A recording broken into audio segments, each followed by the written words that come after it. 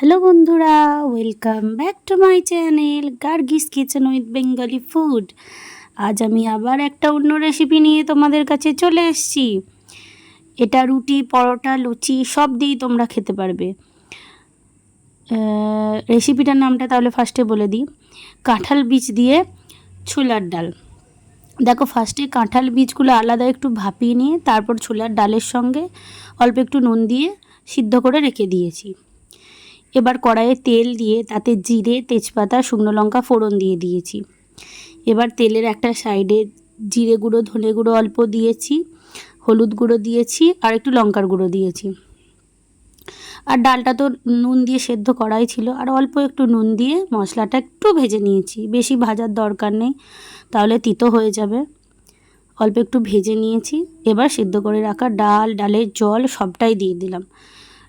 খুবই সিম্পলভাবে করেছি, কিন্তু খেতে তো ভালোই লেগেছে, নাহলে তো আর তোমাদের রেসিপিটা দেখাতাম না। দেখো, আর কিছুই না, হয়েই গেছে আমাদের। এবার ডালটা খুব ভালো করে ফুটে এলে একটু ঘন হয়ে গেলেই নামিয়ে নেব, আর কিছুই না।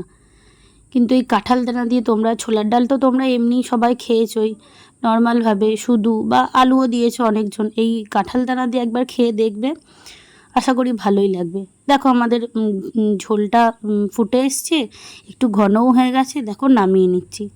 হয়ে গেল আমাদের কাঁঠাল দানা দিয়ে ছোলার ডাল। যদি তোমাদের রেসিপিটা ভালো লেগে থাকে তাহলে আমার চ্যানেলটিকে সাবস্ক্রাইব করে ভিডিওটা শেয়ার করে দেবে আর একটা লাইক দিয়ে দেবে। আরও নিত্য নতুন ভিডিও রেসিপি পেতে সকলের মধ্যে শেয়ার করে দেবে, আর ফেসবুক থেকে দেখে থাকলে ফলো করে দেবে।